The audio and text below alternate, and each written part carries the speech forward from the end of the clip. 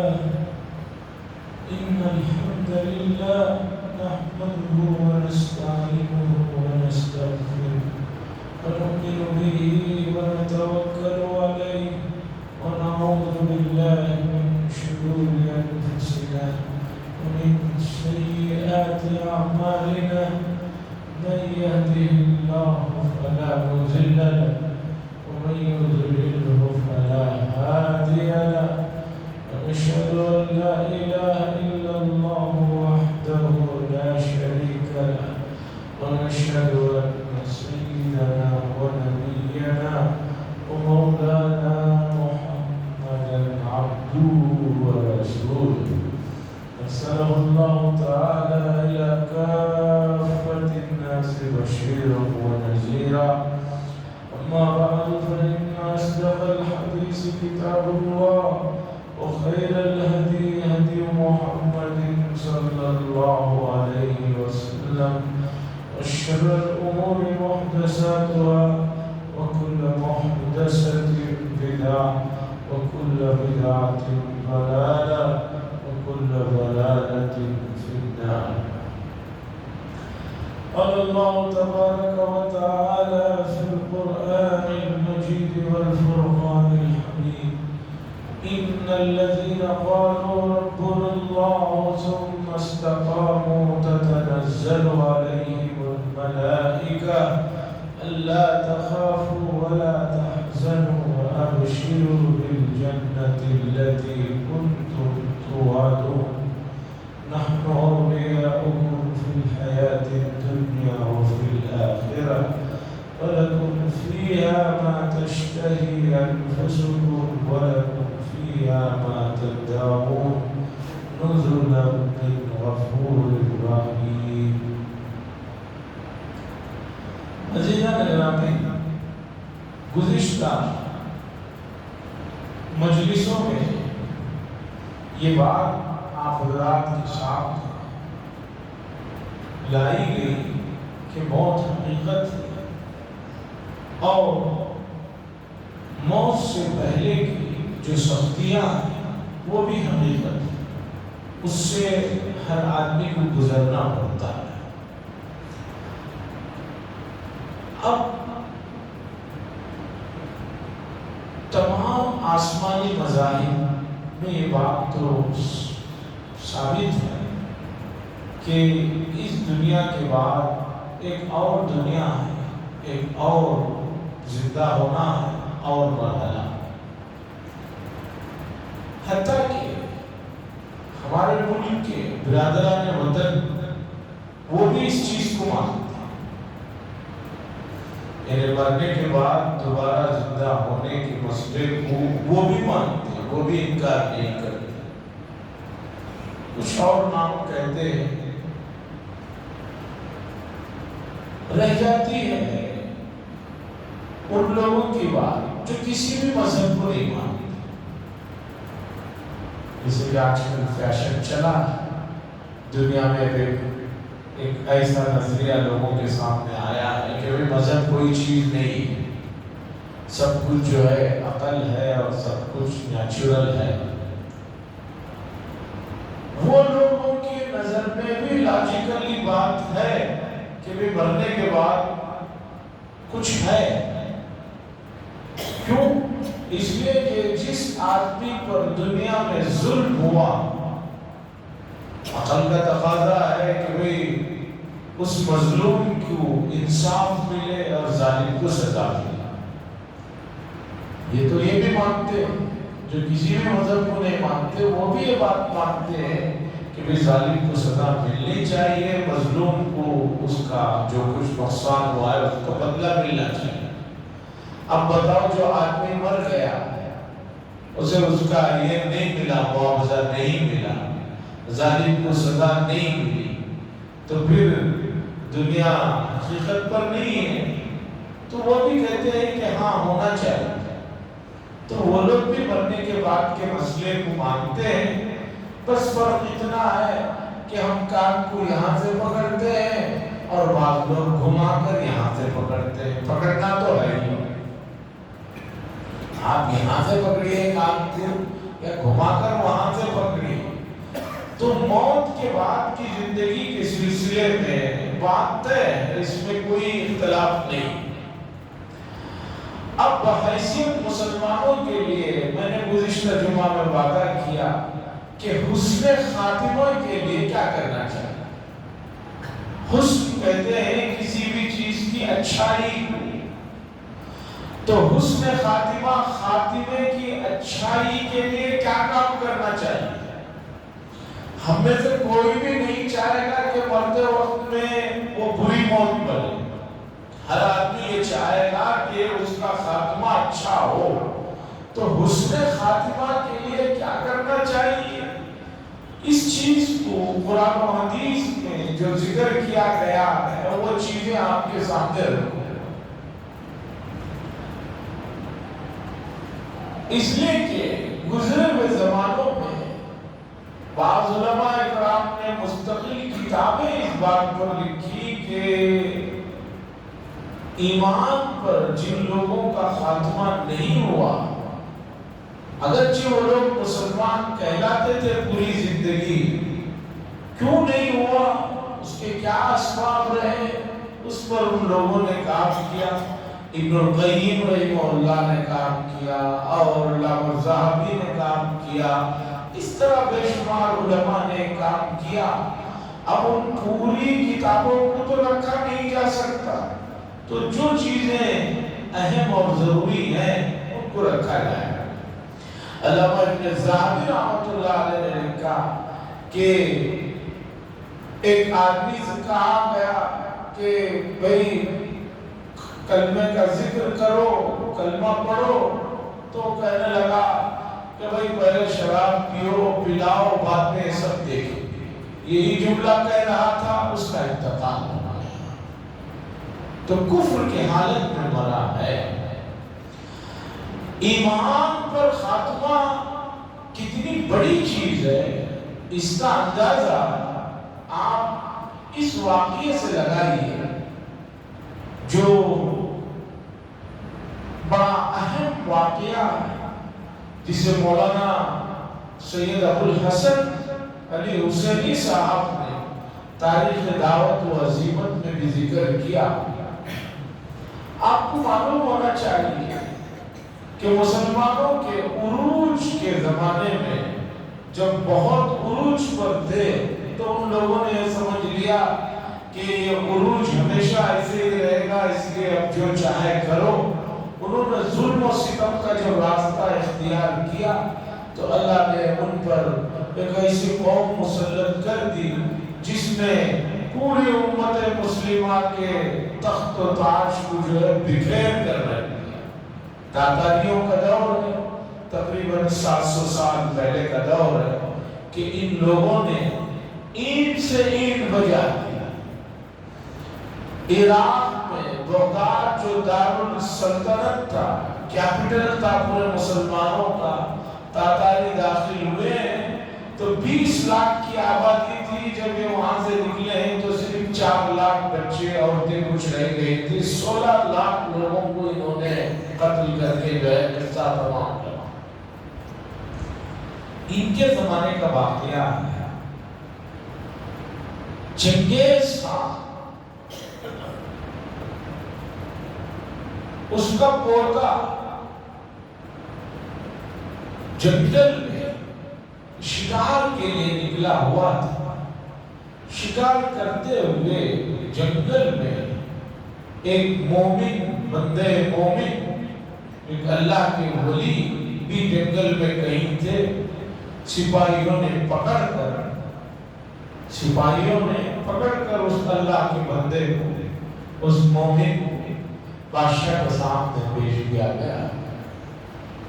تو Hulagu Khan جو چنگیز خان کا پوتا، اس نے اس اللہ کے ولی کا مذاق اڑاتے ہوئے پوچھا، بتاؤ کہ تم اچھے ہو، بہتر ہو، یا میرا یہ کتا بہتر ہے؟ میرے ساتھ یہ جو میرا کتا ہے یہ افضل ہے یا تم افضل اور بہتر؟ وہ بندے مومن ولی کامل بغیر کسی طیش میں آئے ہوئے، غصے میں آئے ہوئے، انہوں نے اتنا کہا کہ بادشاہ اگر میرا ایمان پر خاتمہ ہو جاتا ہے کلمہ لا الہ الا اللہ پر، تو میں آپ کے اس کتے سے لاکھوں گنا افضل ہوں، اور اگر میرا خاتمہ کلمے پر نہیں ہوا تو آپ کا ایک کتا میرے سے لاکھوں درجے افضل ہے۔ بادشاہ نے جب یہ بات سنی تھوڑی دیر کے لیے وہ خاموش رہ گیا، ہل گیا۔ اس نے کہا کہ ان کو لے کر آؤ دربار میں لایا گیا۔ پھر اس نے پوچھا کہ بھئی ایمان کیا چیز ہے کہ جس پر انتقال ہو گئے تو تم کہہ رہے ہو کہ میں کتے سے بہت افضل ہوں، اور وہ نہ ہو تو تم کہہ رہے ہو کہ کتے سے میں بہت بدتر ہوں، کتا میرے سے افضل ہے۔ پھر انہوں نے ایمان اور کلمہ لا الہ الا اللہ کو سمجھایا۔ اس کے بعد فوراً لاکو خان جو اس کا تھا آدمی وہ ایمان پہ داخل ہوا، پھر بہت سے ان کے ولایات سب ایمان پہ آتے چلے۔ ڈاکٹر اقبال صاحب نے اسی کو اپنے ایک شعر میں کہا ہے یا عشق تاتار کے افسانے سے، ہے آیا عشق تاتار کے افسانے سے، پاسوا مل گئے کعبے کو صنم خانے سے۔ جو لوگ کعبے کو ڈھانے آئے تھے وہی لوگ کعبے کے محافظ ہو گئے۔ صنم خانہ کہتے ہیں بت خانہ، یعنی جو لوگ کعبے کو ڈھانے والے تھے، صنم کو چاہنے والے تھے، بتوں کو چاہنے والے تھے، وہی بھی کعبے کو چاہنے والے ہو گئے۔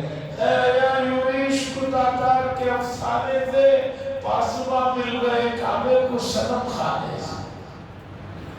تو پتہ چلا کہ ایمان پر میرا آپ کا خاتمہ ہو گیا تو سمجھیے کہ ہم سب سے افضل ہیں، اور خدا نخواستہ ایمان پر خاتمہ نہ ہوا تو سمجھیے کہ ہم سے تو دنیا میں جو چیزیں ہم جسے ناپاک سمجھ رہے ہیں وہ بھی ہم سے لاکھ درجے بہتر۔ اب ایمان پر خاتمہ ہونے کے لیے کیا اسباب اختیار کرنا چاہیے، کیا چیزیں ہیں جسے اپنانے سے اللہ کی ذات سے امید ہے کہ اللہ تبارک و تعالی ایمان پر خاتمہ فرمائیں گے، ان اسباب کو سمجھنے کی ضرورت ہے اور اسے دل و دماغ میں محفوظ رکھنے کی ضرورت ہے۔ کیونکہ آج کل نئی نئی بیماریاں آ رہی ہیں تو ان بیماریوں سے بچنے کے طریقے بتائے جائیں۔ بھئی یہ بیماری آ رہی ہے، آپ کو اس سے بچنا ہے۔ چند دن پہلے ایک بیماری آئی، ایسی بیماری آئی کہ اس میں آدمی کسی سے کوئی ملاقات ہاتھ تک نہیں مل سکتا تھا، ایسے دور بھی گزرا۔ مسجدوں میں تک ایسا کرنا پڑا کہ کوئی مصلی کسی سے لگ کر نہ کھڑے ہو، دور کھڑے ہو، اور آدمی اتنے ڈرے ہوئے تھے کہ کہیں کسی آدمی کو چھینک آ گئی تو اس کے لیے تو مسئلہ ہی تھا، فوراً ٹیسٹنگ کے لیے لے جاتے تھے۔ اور آدمی کو ایسا دماغ کا مسئلہ ہے، یقین مانیے کہ اس دور میں ہمارے جو مسلی ریگولر مسلی ہیں وہ جانتے ہیں کہ مجھے جب چھینکیں آتی ہیں تو 20-25 تو آتی ہی ہیں، 15-20 تو آتی ہی ہیں، چھینکتے ہی رہتا ہوگا، چھوٹا سا کچھ مسئلہ ہوگا چھینک شروع ہو جاتی ہے۔ یقین مانیے کہ کرونا کے زمانے میں، پورے زمانے میں، نہ صبح نہ شام نہ دوپہر نہ پانی نہ کر ہوئے فین کے نیچے بیٹھا ہوں، کبھی بھی جو ہے اس پورے ہفتے میں کبھی چھینکی نہیں آئی۔ کبھی چھینک لیا تو پھر مجھے ملے جا کے جو ہے کوارنٹائن کر دیا جائے، تو دماغ کا مسئلہ ہے۔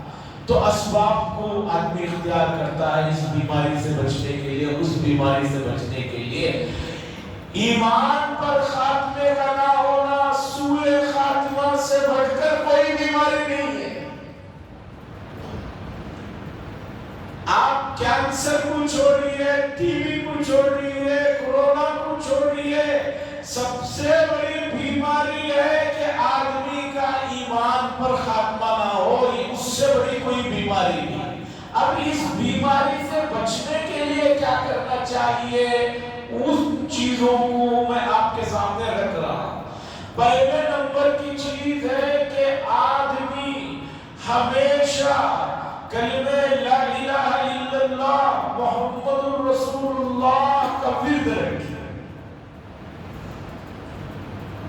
सिर्फ रात में सोते हुए एक मर्तबा पढ़ लिया आपने, सुबह उठते हुए बचपन में पढ़ाया जाता था एक मर्तबा कलमे ला इलाहा इल्लल्लाह पढ़ लिया, और अब आप समझने लगे कि मैंने बहुत काम कर लिया, सुबह भी पढ़ लिया, शाम भी पढ़ लिया। अब समझ रहे हैं कि बहुत हज़रत थानी रहमतुल्लाह अलैह ने वाक़या लिखा कि गांव में एक आदमी कुछ बीमारी होगी, तो उसने अपने उस और एक अनपढ़ दोस्त से कहा कि भाई मैं बीमार हो गया। तो उस अनपढ़ दोस्त ने कहा कोई बात नहीं, अभी मैं पढ़कर तुम्हें दम कर देता हूँ, तुम ठीक हो जाओ। उसने कहा पढ़ो। तो इस दूसरे जाहिल आदमी ने कहा कुल बिल्लाहि अहद, उसके बाद फूंक मारा। कुल बिल्लाहि अहद क्या है? पूरा कुल हुवल्लाहु अहद का जो सूरा है उसे इसने 3 ही लफ्ज में समझ लिया था, इतनी ही सूरत है कुल बिल्लाहि अहद। 3 लफ्ज पढ़कर ये समझ गया है कि मुझे पूरा सूरा इखलास याद है। इसका ये आदम।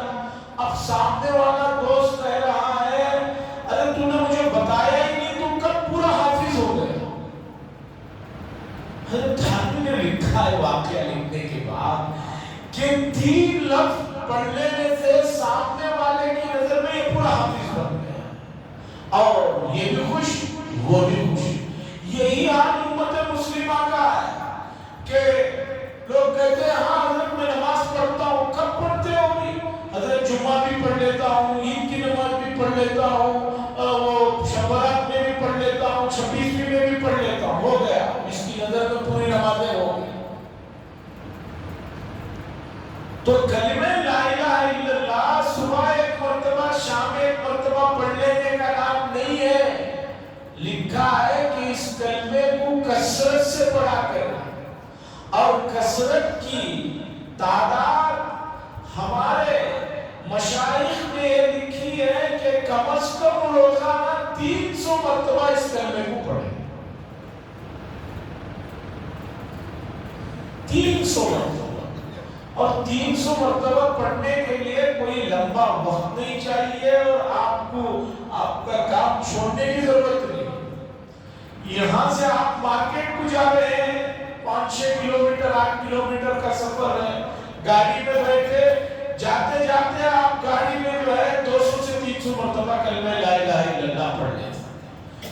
जो लोग ईमान पर खात्मा चाहते हैं उनके लिए असबाब में लिखा है कि कलमे ला इलाहा इल्लल्लाह का विर्द बहुत ज्यादा रखें। और हमारे जो गुजरे हुए अल्लाह के बड़े बड़े औलिया हैं, उन लोगों ने जो इसका अदद रखा था, अपने लिए मुतय्यन किया था, वो तो बताऊंगा तो आप कहेंगे कि हजरत जो है फेंक रहे हैं।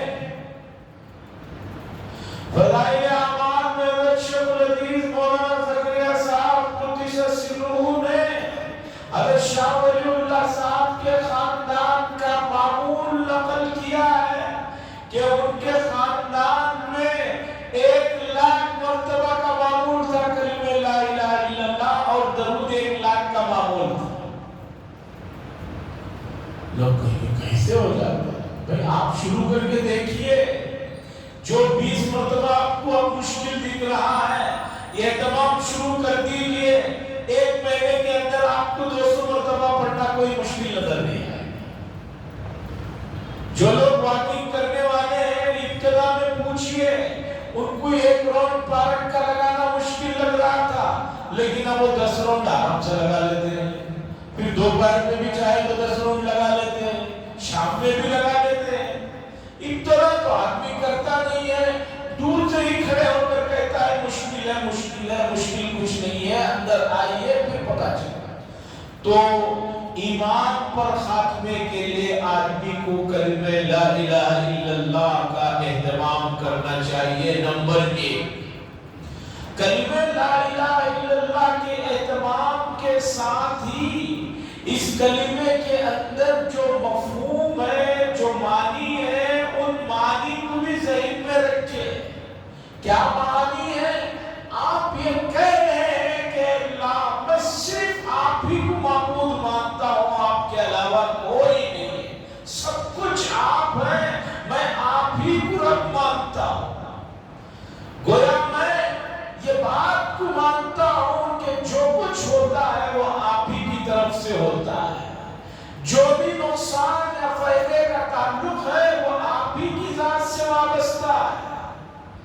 اور اسی کے مفہوم میں یہ بات بھی ہے کہ آدمی پوری کوشش کرے کہ توحید کے ساتھ شرک سے بچے۔ ایک آدمی شوگر کی گولیاں بھی کھا رہا ہے اور بیٹھ کر چینی بھی کھا رہا ہے، شوگر کی گولیاں بھی کھا رہا ہے اور ڈاکٹر نے جن چیزوں سے منع کیا اسے بھی کھا رہا ہے۔ تو بتائیے کیا وہ دوائیاں اور وہ انجیکشنیں کام کریں گی؟ ہوا 300 400 450 ہو گئی ہے، انسولین لے رہا ہوں، کم نہیں ہو رہی۔ کیوں کم نہیں ہو رہی؟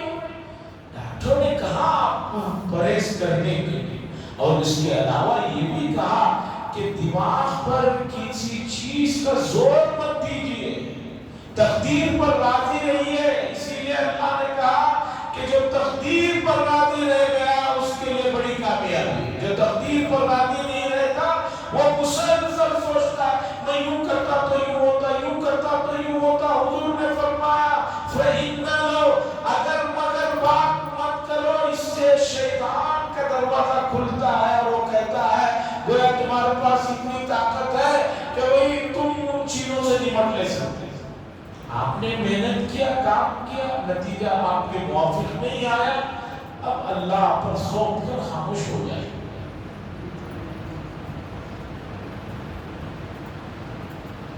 کلمہ لا الہ الا اللہ کا ورد حسن خاتمہ کے لیے پہلی چیز، اور اس کے مفہوم وغیرہ کو ذہن میں رکھیں۔ نمبر 2، حدیث میں آتا ہے رسول اللہ صلی اللہ علیہ وسلم نے فرمایا جو شخص اذان کو سنتا ہے اور اذان کے کلمات کو لوٹاتا ہے اور پھر اذان کے ختم پر اذان کی دعا پڑھتا ہے، حلت لہو شفاعتی، تو اس شخص کے لیے میری شفاعت واجب ہو جاتی ہے۔ یہ حدیث بخاری مسلم کے درجے کی، بلکہ بخاری مسلم کی حدیث ہے یہ۔ اس حدیث کی شرح میں علامہ نووی جو بڑے درجے کے شارح ہیں اور بڑے درجے کے حدیث کا فہم رکھنے والے ہیں، وہ فرماتے ہیں کہ جو شخص اہتمام سے اذان کا جواب دے اور اذان کی دعا پڑھے، حضور بشارت دے رہے کہ اسے میری شفاعت واجب ہو جائے گی۔ مطلب یہ ہے کہ اس کا ایمان پر خاتمہ ہو، اس لیے کہ جو آدمی حالت ایمان میں مرتا ہے اسی کے لیے حضور صلی اللہ علیہ وسلم کی سفارش ہوتی ہے اور وہی جنت میں جاتا ہے۔ تو اس حدیث سے پتہ چلا کہ اذان کا اہتمام کے ساتھ اسے سننا اور اس کا جواب دینا اور اس کے بعد کی دعا پڑھنا یہ بڑے کام کی چیز ہے۔ بڑا دکھ ہوتا ہے کہ 20-30 سال میں جو چیزیں بدلی ہیں آنکھوں سے دیکھ رہے ہیں۔ میں 80s کی بات کر رہا ہوں، جب میں اسکول میں پڑھتا تھا تو اسکول مسجد سے قریب تھی، تو ظہر کی جب اذان ہوتی اور سردیوں میں عصر کی اذان جلدی ہوتی ہے، تو ظہر کی جب اذان ہوتی 1:30 سے ہم لوگوں کے لیے دوپہر کا لنچ بریک ہوتا تھا، تو اذان جب ہوتی تو کنڑا کا سبجیکٹ چل رہا ہوتا تھا، پڑھانے والی برادران وطن کی ایک ٹیچر ہوتی تھی، وہ فوراً اذان کا لفظ سنتے بیٹھ جاتی تھی، سر پہ کپڑا ڈال لیتی تھی اور خاموش رہتی تھی، اور بعد میں ہم لوگوں کو کہتی کہ بھئی تمہاری اذان ہو رہی ہے، تم لوگ خاموش کیوں نہیں بیٹھتے؟ یہ برادران وطن میں یہ چیز تھی۔ اور میں اسی زمانے کا اپنی بات بتا رہا ہوں کہ مسجد میں اذان کے بعد خاص طور پر مغرب اور عشاء کی اذان کے بعد دعا پڑھی جاتی تھی، میکی میں عموماً پڑھ دیے جاتے تھے، تو محلے کے بہت سے غیر مسلم بچے بھی مسجد کے آس پاس رہتے تھے، ان میں سے بعض تو آج بھی ملتے ہیں، ان لوگوں کو 4 کلمے اور اذان کے بعد کی دعا یاد ہے ابھی بھی۔ یہ اہتمام اذان کا برادران وطن میں تھا۔ جب انہوں نے دیکھا کہ خود مسلمانوں کی یہاں اس کی کوئی عظمت نہیں ہے تو وہ کیوں کریں گے؟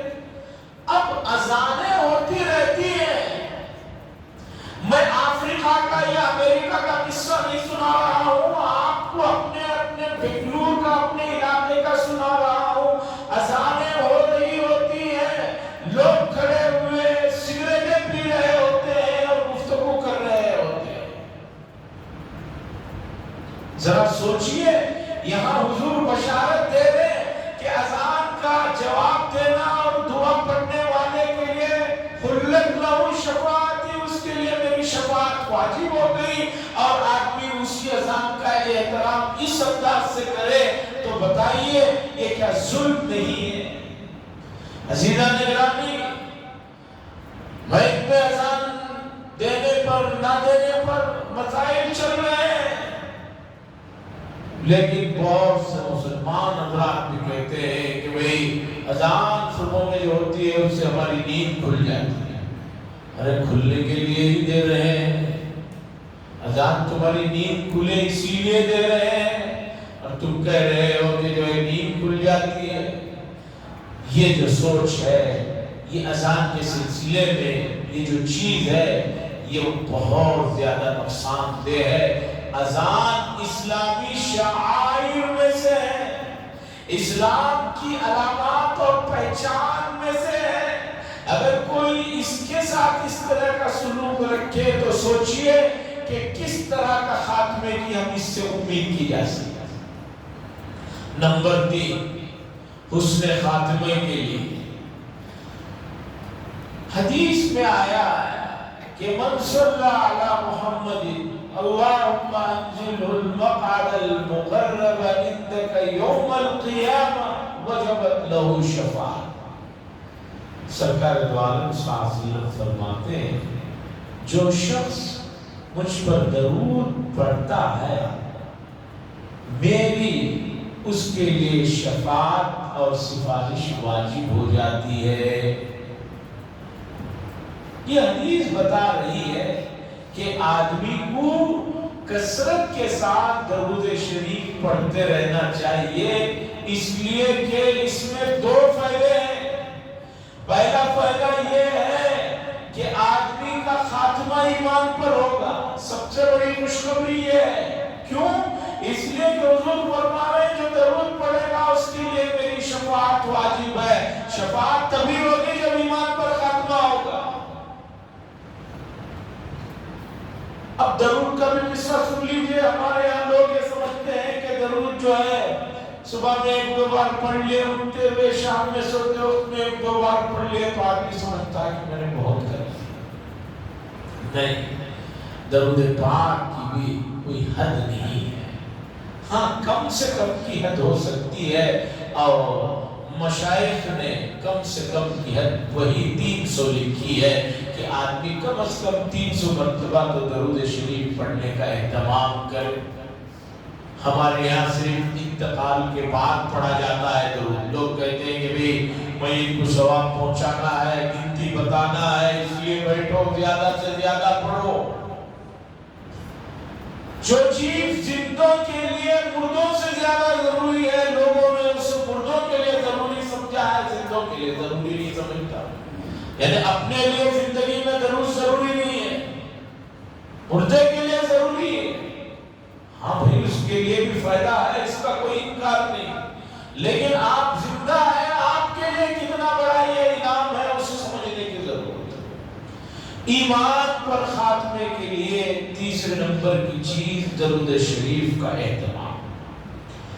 اب آئیے چوتھے نمبر کی چیز کہ جو آدمی کو ایمان پر خاتمے کے لیے آسانیاں پیدا کرتی ہے وہ ہے اللہ کے ولیوں کی صحبت، نیک اور متقی حضرات کی صحبت اختیار کرنے سے ایمان پر خاتمے کے لیے آسانیاں۔ اور یہ چیز میں آپ کو حدیث کے ذریعے سے بتا رہا ہوں، اب حدیث سنیے، چونکہ بہت سارے لوگ یہ سمجھتے ہیں کہ بھئی ایسی ہی بات ہے، نہیں، حدیث سنی۔ رسول اللہ صلی اللہ علیہ وسلم اپنی دعا میں کیا مانگا کرتے تھے وہ سب دعائیں موجود ہیں۔ ان دعاؤں میں ایک دعا یہ ہے، اللہم ارزقنی حبک، اللہ آپ اپنی محبت مجھے عطا فرمائے، وَحُبَّ مَن يَنفَعُنِي حُبَّهُ عِندَكَ، اور اے اللہ ایسے لوگوں کی بھی محبت میرے دل میں ڈال دیجئے کہ جن کی محبت آپ کی نظروں میں بہت اہم ہے۔ یہ حدیث کی دعا ہے، اس دعا کو ذہن میں رکھیے کہ اللہ کے نبی صلی اللہ علیہ وسلم کہہ رہے ہیں کہ اللہ مجھے ایسے لوگوں سے بھی محبت عطا فرما کہ جن کے دلوں میں آپ کی محبت صرف آپ کے لیے ہے، اس میں کوئی غرض وغیرہ نہیں۔ جب نبی ایسے لوگوں کی محبت کا دعا مانگ رہے ہیں تو ہمیں سوچنا چاہیے کہ ہم لوگ کتنی ہمارے لیے ایسی مجلسیں ضروری ہیں کہ جن مجلسوں میں جانے سے اللہ کی محبت میں اضافہ ہوتا ہو، اللہ کے دیدار کا شوق پیدا ہوتا ہو۔ ایسی مجلسوں اور ایسے اللہ کے ولیوں کی صحبت کا بڑا فائدہ یہ ہے کہ وہاں جانے سے آپ کے دل میں اللہ کی محبت میں اضافہ ہو، اور جب اللہ کی محبت میں اضافہ ہوگا تو اللہ کے دیدار کا بھی شوق بڑھے گا، اور جس آدمی کے دل میں اللہ کی ملاقات کا شوق بڑھتا ہے اللہ تعالیٰ اسے ایمان پر خاتمہ تو دیتے ہی ہے، اس کے آخری مرحلے کو بہت آسان کرتا ہے۔ عزیزہ گرامی، چونکہ بات جب شروع ہوتی ہے تو بالکل بہت سے احباب نہیں رہتے، میں پھر شروع کی بات کو آخری کی بات سے ملاتا ہوں۔ موت برحق ہے، موت کی سختیاں برحق ہیں، اور اس سے کوئی انسان کسی بھی ملک کا پڑھا لکھا ان پڑھ انکار نہیں کر سکتا، اور ایمان پر خاتمے کے لیے ہر آدمی کی خواہش ہے کہ میری موت اچھی ہو، میری موت لوگوں کے لیے، بعد میں جانے والوں کے لیے عبرت نہ ہو بلکہ نصیحت ہو کہ بھی موت ایسی ہوتی ہے، اس کے لیے کیا اسباب اختیار کرنا چاہیے میں نے آپ کے سامنے رکھا، اور بھی اسباب ہیں انشاءاللہ اگلی مجلس میں آئیں گے۔ اللہ سے دعا فرمائے اللہ تبارک و تعالیٰ سنی ہوئی باتیں اور اس کے تقاضوں پر عمل کرنے کی توفیق نصیب فرمائے۔